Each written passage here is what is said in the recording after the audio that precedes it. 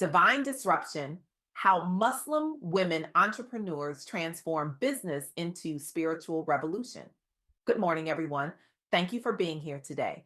I recently had the extraordinary privilege of interviewing Khadijatou Ndoye, a visionary Muslim woman entrepreneur whose journey transcends continents, cultures, and conventional thinking about business. Her work as the holistic hairdresser, where she seamlessly weaves spiritual practices with beauty services, has transformed not just her clients' appearances, but their souls. Khadija too stands at the intersection of faith and entrepreneurship, creating a sanctuary where women discover their divine beauty while honoring their spiritual essence. Her approach doesn't just challenge the beauty industry, it revolutionizes how we think about business itself. Today, I want to share with you a radical counterintuitive truth that emerged from my conversation with Khadijatu and my research into Muslim women entrepreneurs. Business isn't just about profit and loss statements. It's not just about market share or quarterly returns. Business is a divine assignment. It's a spiritual battlefield where your soul evolves, where your purpose unfolds, where the sacred and secular collide in magnificent, transformative ways. This isn't some feel good philosophy. This is ancient wisdom with modern applications, backed by the lived experiences of women who have built empires while honoring their souls. Let me ask you a question. When was the last time you experienced what society calls failure in your business?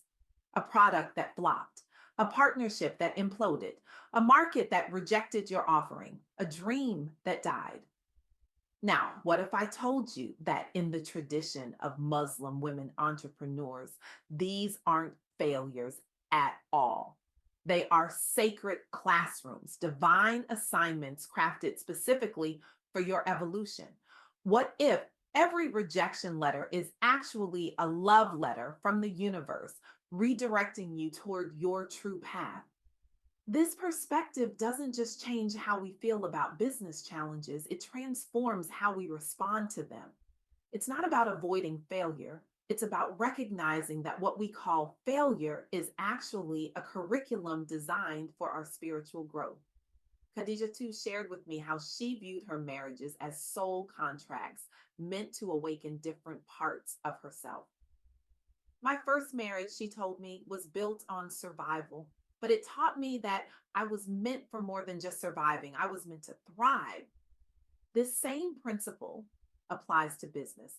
Every challenge, every setback, every apparent dead end is actually a doorway to deeper understanding and greater alignment with your purpose. The evidence is clear.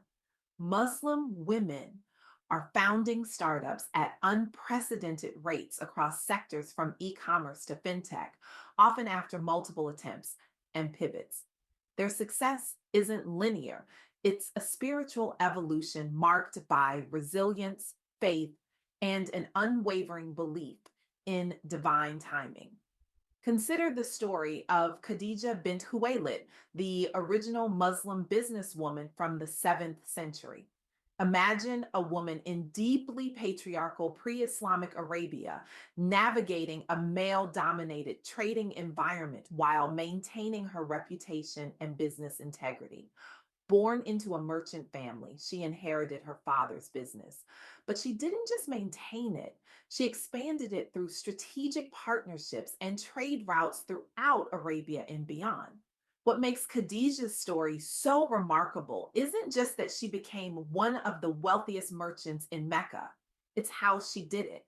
She implemented innovative business strategies by hiring trustworthy agents to conduct trade on her behalf, including a young man named Muhammad, who would later become her husband and the prophet of Islam. She established a reputation for fair dealing and quality merchandise in an era when such ethics weren't always the norm. Khadijah managed a vast trading empire, employed numerous people, and was known as the Hafiz al-Tahira, the pure one, for her business ethics and personal integrity. She eventually used her resources to support the early Muslim community, demonstrating that business success and spiritual values aren't just compatible, they're synergistic. For Khadija, business wasn't separate from her spiritual journey, it was the vehicle for it. Her wealth wasn't just financial capital, it was spiritual currency that funded a movement that would transform the world. This brings me to the second insight from my conversation with Khadijatou: sovereignty as a business strategy. We often think of business decisions in terms of market analysis, competitive advantage, and return on investment. But what if the most powerful business decision is often saying yes to yourself? What if sovereignty, the act of claiming your throne, is the most potent business strategy available to you? Khadijatu's journey teaches us that sometimes healing doesn't mean staying in situations that no longer serve you. Sometimes healing means walking away. Sometimes healing means building something new. In the business world, this translates to recognizing when a business model, partnership, or market approach needs to change. Muslim women entrepreneurs are increasingly creating businesses aligned with both Islamic values and personal sovereignty. As Khadijatu told me, your business should be a throne, not a prison. Let that sink in. Your business should be a throne, not a prison. This principle of sovereignty is beautifully illustrated in the story of Mr. Hydra, a contemporary Muslim entrepreneur who transformed his passion for modest Islamic clothing into a successful global business. He faced the seemingly impossible task of blending faith with fashion in an industry often at odds with Islamic values, while also navigating competitive markets that didn't understand his vision. What did Mr. Hydra do? He created a business model that stayed true to Islamic principles while embracing modern design and global appeal, coining the term Sunnah style for his approach. His business evolved from a small startup to the halal business empire with international reach, proving that faith based entrepreneurship can thrive in contemporary markets. Mr. Hydra's journey began with a vision to provide modest yet fashionable clothing options for Muslims, addressing a gap in the market while honoring religious values. He successfully turned passion into profit while maintaining the integrity of his faith, creating employment opportunities and inspiring other Muslim entrepreneurs. Like Khadija Mr. Hydra didn't compromise his values to succeed. Instead, he built his success on the foundation of those values. He claimed his sovereignty. This leads me to the third insight from my conversation with Khadija: the evolution from survival to sacred purpose. Many entrepreneurs begin from necessity but evolve into purpose. Khadijatu's first marriage was built on survival, but her journey ultimately led to spiritual entrepreneurship. Similarly, many Muslim women entrepreneurs start with practical needs but transform their work into platforms for community impact. Digital transformation has empowered women to build businesses from home that honor both faith and innovation. Your business isn't just about making money, it's about creating a legacy. As Maya Angelou once said, my mission in life is not merely to survive, but to thrive, and to do so with some passion, some compassion, some humor, and some style. This quote perfectly captures the journey from survival to sacred purpose that characterized so many successful Muslim women entrepreneurs. In a world where we often witness Black women being overlooked and undervalued, stories like Khadijatu's shed light on incredible achievements that challenge the status quo. Her journey from survival to sacred purpose offers a powerful model for all entrepreneurs, regardless of faith or background. Now, I want to be clear about something. I'm not suggesting that we abandon business fundamentals, strategic planning, market analysis, financial management. These remain essential. What I am suggesting is that we integrate our spiritual wisdom with our business acumen. This integration creates a powerful alchemy. When we view our businesses as divine assignments, we bring our whole selves to our work. We tap into intuition alongside intellect. We recognize patterns that others miss. We persevere through challenges that would defeat those motivated solely by profit. There's a beautiful affirmation that Khadijatou shared with me. My business is a throne from which I serve my purpose. Imagine approaching your work each day with that mindset.